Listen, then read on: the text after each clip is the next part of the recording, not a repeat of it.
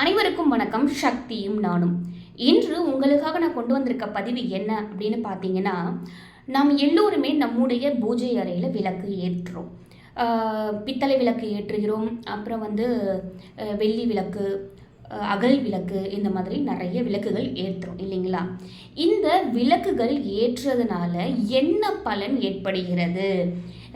ஏன் அகல் விளக்கு ஏற்றுறோம், ஏன் வெள்ளி விளக்கு ஏற்றுறோம், ஏன் வெண்கல விளக்கு ஏற்றுறோம்? இந்த விளக்குகளை நாம் ஏற்றுவதனால் ஏற்படும் பலன்கள் என்ன? எந்த விளக்கு ஏற்றக்கூடாது? எத்தனை விளக்குகள் ஏற்றினால் நல்லது, எத்தனை விளக்குகள் ஏற்றக்கூடாது, எப்படி ஏற்ற வேண்டும்? இதை பற்றிய விஷயங்களை தான் இன்றைய பதிவில் நீங்கள் பார்க்க போகிறீங்க. இந்த பதிவு கண்டிப்பாக உங்களுக்கு பயனுள்ளதாக இருக்கும், அதனால் ஸ்கிப் பண்ணாமல் பாருங்கள். நம்ம சேனலை இது வரைக்கும் சப்ஸ்கிரைப் பண்ணவங்க அனைவருக்குமே நன்றி. சப்ஸ்கிரைப் பண்ணாதவங்க சப்ஸ்கிரைப் பண்ணிக்கோங்க. கண்டிப்பாக நல்ல நல்ல பயனுள்ள பதிவுகள் உங்களை தேடி வரும் நம் சேனலில் என் மூலமாக. வாங்க பதிவுக்குள்ளே போகலாம். சாதாரணமாக பார்த்தோம் அப்படின்னா நம்முடைய வீடுகளில் பயன்படுத்துகிற விளக்குகள் சில. அதில் பார்த்தோம் அப்படின்னா அகல் விளக்கு, அடுத்து வெண்கல விளக்கு, அடுத்து இந்த வெள்ளி விளக்கு இல்லைங்களா? இந்த 3 விளக்கு சாதாரணமாக நம் வீடுகளில் பயன்படுத்துகிற விளக்குகள். இதில் இந்த அகல் விளக்குங்கிறது பஞ்சபூதத்தினால் ஆனது அப்படின்னு சொல்லலாம். நீர், நிலம், காற்று, நெருப்பு, ஆகாயம், இந்த மாதிரி 5 விஷயங்களையும் கொண்டு தான் இந்த அகல் விளக்கானது செய்யப்பட்டிருக்கு. மற்ற விளக்குகளோட நீங்கள் ஒப்பிடும் பொழுது பார்த்தீங்க அப்படின்னா அகல் விளக்கை பொறுத்த வரைக்கும் மண் பயன்படுத்தி இருப்பாங்க. இது பஞ்சபூதங்களில் ஒன்றாக இருக்குது இல்லைங்களா? அதனால் இந்த அகல் விளக்கை நாங்கள் கண்டிப்பாக எந்த விளக்கு ஏற்றினாலும் பரவாயில்ல, வீட்டில் ஒரே ஒரு அகல் விளக்கு ஏற்றுறதுங்கிறது ஒரு நல்ல பலனை தரும். சரி, இந்த அகல் விளக்கு ஏற்றுவதால் என்ன பலன் அப்படின்னு பார்த்தீங்க அப்படின்னா, சாதாரணமாகவே நம் முன்னோர்களிலிருந்து இப்போ வரைக்கும் பார்த்தீங்கன்னா கண்டிப்பாக பூஜை அறையில் ஒரு அகல் விளக்கு ஏற்ற வழக்கம் இருந்துகிட்டு தான் இருக்குது இல்லைங்களா? அதற்கு காரணம் என்ன அப்படின்னா, நம் அகல் விளக்கு ஏற்றும் போது நம் வீட்டில் துஷ்ட சக்திகள் அணுகாது.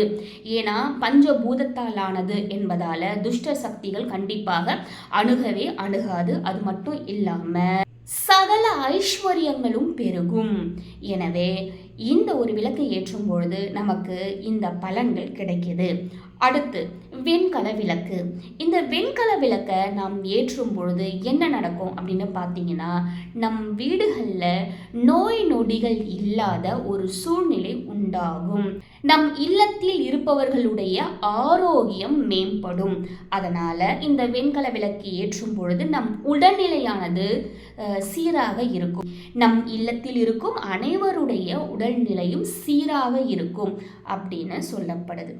அடுத்து வெள்ளி விளக்கு. இந்த வெள்ளி விளக்கு ஏற்றதுனால என்ன பலன் அப்படின்னு பார்த்தீங்கன்னா, லக்ஷ்மி கடாட்சியம் ஏற்படும். செல்வ செழிப்புடன் நம்மால் வாழ முடியும். ஏன்னா வெள்ளி அப்படின்னாலே அது சுக்கிர பகவானுக்கு உரியது.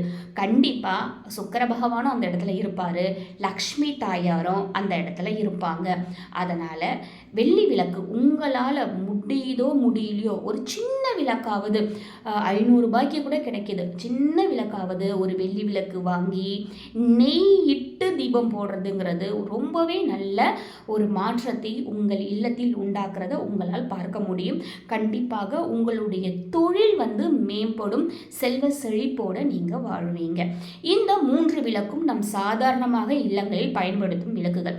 சில வீடுகளில் பஞ்சலோக விளக்கு அப்படின்னு சொல்லுவாங்க. 5 உலோகங்களால் ஆன விளக்கு சில வீடுகளில் பயன்படுத்துகிற வழக்கம் இருக்குது. இதனால் என்ன ஆகும் அப்படின்னு பார்த்தீங்கன்னா, கண் திருஷ்டி வராது. வீடுகளில் நம்மேல் இருக்கிற கண் திருஷ்டி, வீட்டின் மேல் இருக்கும் கண் திருஷ்டின்னு நம் வீட்டில் உள்ளவர்களின் மேல் திருஷ்டி அணுகாமல் இருக்கும் இந்த பஞ்சலோக விளக்கை ஏற்றுவதன் மூலம். இதை தவிர்த்து தொழில் செய்கிற இடம் இருக்கு இல்லையா, நம்முடைய தொழில் செய்யும் இடங்களில் மற்ற விளக்குகளை காட்டிலும் இந்த பஞ்சலோக விளக்கு இந்த 5 விளக்கை ஏற்றுவதன் மூலம் என்ன ஆகும்? இந்த பஞ்சலோக விளக்கை ஏற்றுவதன் மூலம் தொழிலில் விருத்தி அடையும், தொழிலில் முன்னேற்றம் ஏற்படும், கண்டிப்பாக லாபம் ஏற்படும். உங்களுக்கு அந்த தொழிலில் நல்ல ஒரு முன்னேற்றம் இருக்கிறத உங்களால் பார்க்க முடியும். அதுவும் பெரிய விளக்காக ஏற்றணும்னு அவசியம் கிடையாது, சின்ன விளக்காக கூட நீங்கள் ஏற்றலாம். இது சாதாரணமாக நம் இல்லங்களில் ஏற்றும் விளக்குகள். சில பேர் வீடுகளில் பரம்பரையே எங்களுக்கு ஒரு பழக்கம் இருக்குங்க அப்படின்னு சொல்லிட்டு இரும்புலையோ அல்லது கல்லுலேயோ விளக்கு ஏற்றுறாங்க. அதாவது கல் விளக்கு அல்லது இரும்பு விளக்கு அப்படின்னு ஒன்று வச்சு ஏற்றுற பழக்கம் இருக்குது சில பேர் வீடுகளில். சாதாரணமாக இந்த இரும்பு மற்றும் கல், இந்த இரண்டால் ஆன விளக்கை நம் இல்லங்களின் பூஜை அறையில் ஏற்றுவது என்கிறது ஒரு நல்ல விஷயம் அல்ல. நம் வீடுகளில் இந்த இரும்பாலோ அல்லது கல்லினாலோ ஆன விளக்கை ஏற்றாமல் இருப்பது மிகவும் நல்லது. இதை ஏற்றுவாங்க, எங்கே ஏற்றுவாங்க அப்படின்னு பார்த்தீங்கன்னா, கோவில்களில் சில பரிகாரங்கள் செய்வதற்காக ஏற்றப்படுகின்ற விளக்கு தான் இந்த கல் விளக்கும் இரும்பு விளக்கும். அதனால் பரிகார ரீதியாக செய்யணும் அப்படிங்கிற பட்சத்தில் நீங்கள் இதை கோவில்களில் ஏற்றலாம், உங்களுடைய இல்லத்தில் ஏற்ற வேண்டாம். உங்களுடைய முன்னோர்கள் ஏற்றின வழக்கம் இருக்குது, அதனால தான் நான் ஏற்றுறேன் அப்படின்னு நீங்கள் சொல்கிறீங்க அப்படின்னா, உங்களுடைய முன்னோர்கள் கண்டிப்பாக சில பரிகாரங்களுக்காக மட்டுமே ஏற்றிருப்பாங்க. அதை அவங்க சொல்லாமல் கூட விட்டு போயிருக்கலாம். அதை நீங்கள் பரம்பரை ஏற்றுறீங்கிற பழக்கத்தில் நீங்கள் ஏற்றிக்கிட்டு இருப்பீங்க. உங்களுக்கு அதனால் எந்த பிரச்சனையும் இல்லை, உங்களுடைய சூழ்நிலை வீட்டின் சூழ்நிலை நல்லா தான் இருக்குது அப்படின்னா நீங்கள் அதை அப்படியே பின்பற்றிக்கோங்க. இல்லைங்க எங்கள் வீட்டில் நிலைமை சரியில்லை, என்ன பிரச்சனைன்னு தெரியல, எதனால் தெரியலன்னு நீங்கள் நினைக்கிறீங்க அப்படின்னா, அந்த மாதிரி விளக்கு இருக்குன்னா தயவு செஞ்சு அதை எடுத்துட்டு உங்களுக்கு தேவையான அடுத்த வேறு எந்த விளக்கு ஏற்றுனா நல்லதோ அதுக்கேற்ற மாதிரி நீங்கள் ஏற்றிக்கிறதுங்கிறது நல்ல பலனை தரும். சரிங்களா? இப்போது இந்த விளக்குகள் அனைத்திலுமே எந்த எண்ணெயை இட்டு ஏற்றலாம் அப்படின்னு பார்த்தீங்கன்னா, இந்த பஞ்சலோக விளக்கை பொறுத்த வரைக்கும் உங்களால் முடியும் அப்படின்னா நெய், எந்த ஒரு விளக்காக இருந்தாலும் நெய் இட்டு ஏற்றுறதுங்கிறது நல்லது. இல்லை அப்படின்னா நேராக நல்லெண்ணெய்க்கு போயிடுங்க. சுத்தமான செக்கில் ஆட்டின நல்லெண்ணெயாக வாங்கிக்கோங்க. ஏன்னா அது நீங்கள் சாப்பிட்றதா இருக்கணும். சாப்பிட்ற எண்ணெயாக இருக்கிற பட்சத்தில் அதை நீங்கள் பயன்படுத்தும் போது அது ஒரு நல்ல பலனை தரும். நெய்யும் அப்படித்தான். விளக்குக்காக நெய் விற்கிது, அதை நான் வாங்கி ஏற்றலாமானா ஏற்றக்கூடாதுங்க. நம்ம என்ன சாப்பிட்றோமோ அதை தான் நம்ம விளக்குலையும் ஏற்றணும். அதுதான் ஒரு நல்ல பலனை தரும். அப்படி இல்லை அப்படிங்கிற பட்சத்தில் 5 எண்ணெய்கள் சேர்ந்த கலவை இருக்கும் இல்லையா, அந்த எண்ணெயை நீங்கள் விளக்கேற்றுறதுக்கு பயன்படுத்தலாம். இந்த பஞ்சலோக விளக்கை பொறுத்த வரைக்கும் இந்த 5 எண்ணெய் சேர்த்த அந்த எண்ணெயை நீங்கள் பயன்படுத்தும் பொழுது உங்களுக்கு நல்ல பலனை தரும், உங்களுடைய தொழிலில் முன்னேற்றத்தை ஏற்படுத்தும். சரி, இப்போ வீடுகளில் காமாட்சி அம்மன் விளக்கு அப்படின்னு ஏற்றுறோம். அது சாதாரணமாக அது காமாட்சி அம்மன் விளக்கு இல்லை, லக்ஷ்மி விளக்கு அல்லது கஜலட்சுமி விளக்கை தான் நம்ம ஏற்றிட்டு இருக்கோம். ஆனால் சொல்லும்போது காமாட்சி விளக்குன்னு தான் நம்ம சொல்கிற பழக்கம். இந்த காமாட்சி விளக்குன்னு சொல்கிறோம் இல்லையா, இந்த விளக்கை ஒரு விளக்காக ஏற்றலாமா அப்படின்னு கேட்டால், மேடை மேலே வைத்து ஒரு விளக்காக ஏற்றுவது அப்படிங்கிறது நல்லது கிடையாது. அப்போ என்னங்க செய்யணும்? இப்போ ஒரு 2-3 மேடைகள் இருக்குங்கிற பட்சத்தில் மேலே ஒரு மேடையில் ஒரு விளக்கு, கீழே ஒரு மேடையில் ஒரு விளக்குன்னு ஏற்றும் பொழுது அது பிரச்சனை இல்லை. ஆனால் ஒரே ஒரு மேடை வைத்து ஒரே ஒரு விளக்கு நீங்கள் ஏற்றுறீங்க அப்படின்னா அது நல்லது கிடையாது. அப்போ நீங்கள் என்ன செய்யணும் அப்படின்னா, கூடவே ஏதாவது ஒரு விளக்கை வைத்து ஏற்றிக்கோங்க. அதாவது அகல் விளக்கோ இல்லை எந்த விளக்காக இருந்தாலும் இன்னொரு விளக்கு சின்ன விளக்காக வைத்து துணை விளக்குன்னு சொல்லுவாங்க, வச்சு ஏற்றிக்கிறதுங்கிறது நல்லது. அதே போல் நீங்கள் மேடைகளில் வைத்து ஏற்றும் போதும் கூட ஒரு மேடையில் தனியாக அந்த விளக்கு மட்டும் இருக்க மாதிரி வைக்காம பக்கத்தில் ஒரு குங்குமச்சிமிழோ அல்லது ஏதாவது ஒரு தெய்வத்துடைய சிலையோ இந்த மாதிரி ஏதாவது ஒன்று அருகில் இருக்கிறதுங்கிறது நல்ல பலனை தருங்க. சரி, இப்போ ஒரு மேடை இருக்குது, நீங்கள் ஒரு விளக்கை ஏற்றிருக்கீங்க, அது ஏற்றக்கூடாது, அதனால் துணை விளக்குன்னு ஒன்று ஏற்றுறீங்க. சரி, இப்போ எத்தனை விளக்குகள் நம் இல்லத்தில் ஏற்றலாம் அப்படின்னு கேட்டிங்கன்னா, அதாவது இது கணக்கு அப்படின்றது கிடையாதுங்க. அதே மாதிரி சில பேர் சொல்லுவாங்க ஒற்றைப்படையில் ஏற்றுங்க அப்படின்னு சொல்லுவாங்க, அதுவும் கிடையாதுங்க. சாதாரணமாக ஒரு விளக்கு மட்டும்தான் ஏற்றக்கூடாது. ஒரே ஒரு விளக்கு ஏற்றாமல் அதில் கூட நீங்கள் எத்தனை விளக்கு வேண்டுமானாலும் ஏற்றலாம். நீங்கள் எத்தனை விளக்கு ஏற்றுறீங்களோ அதுக்கேற்ற பலன் உங்களுக்கு கிடைக்கும். அதே போல் நீங்கள் ஒவ்வொரு விளக்கு ஏற்றும் பொழுதும் ஒரு தனி தெய்வத்திற்கு நீங்கள் ஏற்ற போகிறீங்க, தனி தெய்வத்தை நினைத்து ஏற்ற போகிறீங்க.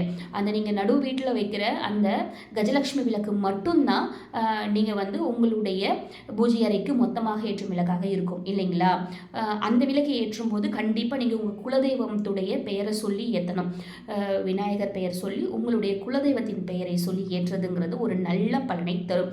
அடுத்து குபேரர்கிட்ட ஏற்றுறீங்க, லக்ஷ்மி கிட்ட ஏற்றுறீங்க அப்படிங்கும்போது அந்த தாயாருடைய மந்திரமோ அல்லது குபேரருடைய மந்திரமோ சொல்கிறதுங்கிறது நல்ல ஒரு பலனை தரும். இல்லை எனக்கு மந்திரமே தெரியாது அப்படின்னா ஒன்றுமே பிரச்சனை இல்லை, அவங்களுடைய பெயரை சொல்லி நீங்கள் ஏற்றினாலே போதும். இதை தவிர்த்து சாதாரணமாக விளக்கேற்றும் போது ஏதோ ஒரு விளக்கு ஏற்றுறங்க, எந்த ஒரு தெய்வம் அப்படிலாம் இல்லை, சாதாரணமாக விளக்கேற்றும் போது நான் என்ன மந்திரம் சொல்லணும்? சாதாரணமாக ஒரு விளக்கை ஏற்றும் பொழுது நீங்கள் சொல்ல வேண்டிய மந்திரம் ஓம் சர்வ மங்கள மாங்கல்யே சிவே சர்வார்த்த சாதையே சரண்யே திரையம்பகே கௌரி நாராயணி நமஸ்துதே. இந்த மந்திரத்தை நீங்கள் விளக்கேற்றும் பொழுது சொல்லிக்கிட்டு ஏற்றுறது நல்ல பலனை உங்களுக்கு தருங்க. அடுத்து நம்முடைய வீடுகளில் நிறைய பேருடைய வீடுகளில் ஒரு பழக்கம் இருக்குது. அதாவது வாசலில் வந்து விளக்கு ஏற்றுவது. சில பேர்லாம் என்ன பண்ணுறாங்கன்னா, வாசக்கால் இருக்கு இல்லையா, அந்த கதவு வாசக்கால் இருக்கு இல்லையா, அந்த வாசக்கால்லையே வந்து விளக்கை வைத்து ஏற்றுறாங்க. இதை வந்து தவிர்க்கணுங்க. நம்முடைய முன்னோர்கள் வந்து விளக்கு வந்து ஏற்றுனாங்க. எப்படி ஏற்றுனாங்கன்னா, அவங்க வந்து விளக்கு மாடம்னு ஒன்று வைத்திருந்தாங்க. அந்த மாடத்தில் வைத்து தான் விளக்கு ஏற்றிருப்பாங்க. பழைய வீடுகள் இருந்துச்சுன்னா நீங்கள் பார்க்கலாம், கிராமப்புறங்களில் போகும்பொழுதும் நீங்கள் பார்க்கலாம். அவங்களுக்கே தெரிஞ்சிருக்கு. நம்முடைய இப்போ பெண்கள் விளக்கு ஏற்றுறோம் இல்லையா, பெண்களுடைய இடுப்புக்கு கீழே, அதாவது நம் வீட்டுக்கு வரும்பொழுது இடுப்புக்கு கீழே நீங்கள் விளக்கு ஏற்றக்கூடாது, வீட்டுக்குள்ளே நுழையும் பொழுது. ஏன்னா லக்ஷ்மி தாயார் வராங்க. லக்ஷ்மி தாயாரை வரும்பொழுது நம்ம வந்து அவங்களுக்கு வந்து நேராக விளக்கை ஏற்றி அவங்கள வரவேற்கிற மாதிரி அர்த்தம். நம்ம கீழே விளக்கு ஏற்ற லக்ஷ்மி தாயார் நம்ம வீட்டிற்குள் வரும்பொழுது என்ன தீபத்தை நம்ம காமிச்சு அவங்கள அழைக்கிறோம். இந்த அடிப்படையில் தான் நம் முன்னோர்கள் வந்து மாடங்கள் வந்து அமைச்சிருந்தாங்க. மாடங்களில் விளக்கேற்றும் பழக்கம் நம் முன்னோர்களிடம் இருந்தது. அது அப்படியே வழக்கமாக நம்ம பின்பற்றி இப்போ நம்ம என்ன செய்கிறோம் அப்படின்னா, மாடம்ங்கிற ஒரு விஷயம் நம்ம வைக்கிறது கிடையாது. அதற்கு பதிலாக வாசலில் விளக்கேற்றணும் அப்படின்னு சொல்லிட்டு வாசலில் விளக்கேற்றிடுறோம். வாசலில் விளக்கேற்றக்கூடாது. இப்போ நம்ம வந்து ஒரு துளசி மாடம் வச்சுருக்கோம்னா, துளசி மாடத்தில் விளக்கேற்றுறதுங்கிறது துளசி மாடத்திற்கு நம்ம ஏற்றுவோம். அதே போல் கிழக்கு திசையை பார்த்த மாதிரி தான் நம்ம விளக்கு ஏற்றுவோம். அப்போ சூரிய பகவான் இருக்கும்பொழுது சூரிய பகவானுக்கும் காலையில், சந்திர பகவான் இருக்கும்போது மாலையில் சந்திர பகவானுக்கும் அந்த தீபத்தை நம்ம காமிக்கிற மாதிரி வந்து ஒரு ஐதீகமாக மாறுது. அதை தவிர்த்து நம்ம வந்து துளசி தாயாரையும் வணங்குறதுக்கு அது வந்து ஒரு வழிவகுக்கிற மாதிரி அமையுது. இந்த விளக்கு ஏற்றுறதுக்கும் நம்முடைய வாசக்காலில் ஏற்றுற விளக்குக்கும் வித்தியாசம் இருக்குங்க. இனிமே இந்த பதிவை பார்க்குற நீங்கள் இனிமே இந்த வாசக்காலில் விளக்கேற்றுறது அப்படிங்கிறத தவிர்த்துருங்க. இன்னொரு விஷயம் சொல்லணும் அப்படின்னா, நம்மளுடைய வாசக்காலை வந்து ராகு கேது குடியிருக்கிற இடம்னு சொல்லுவாங்கங்க. இந்த ராகு கேது குடியிருக்கிற இடத்துல வந்து நம்ம அவங்க மேலே விளக்கு ஏற்றுறதுங்கிறது ஒரு நல்ல பலனை கொடுக்காது. அதனால் வாசக்காலில் விளக்கு ஏற்றுறதுங்கிறத தவிர்த்துக்கிறதுங்கிறது உங்களுடைய வாழ்க்கையில் நல்ல மாற்றத்தை ஏற்படுத்தும், நல்ல முன்னேற்றத்தை ஏற்படுத்தும் அப்படிங்கிறதுல எந்த சந்தேகமும் இல்லை. இந்த பதிவு கண்டிப்பாக உங்களுக்கு பயனுள்ளதாக இருந்திருக்கும்னு நினைக்கிறேன். பயனுள்ளதாக இருந்திருக்குங்கிற பட்சத்தில் உங்களுடைய நண்பர்களுக்கும் இதை ஷேர் பண்ணுங்கள். இந்த பதிவு முழுசாக பார்த்த உங்கள் அனைவருக்குமே நன்றி. நம்முடைய சேனலை இது வரைக்கும் சப்ஸ்கிரைப் பண்ண உங்கள் அனைவருக்குமே நன்றி. சப்ஸ்கிரைப் பண்ணாதவங்க சப்ஸ்கிரைப் பண்ணிக்கோங்க. கண்டிப்பாக நல்ல நல்ல பயனுள்ள பதிவுகள் உங்களை தேடி வரும் நம் சேனலில் என் மூலமாக மீண்டும் ஒரு நல்ல பதிவுடன் நான் உங்களை சந்திக்கிறேன். நன்றி. ஓம் முருகா.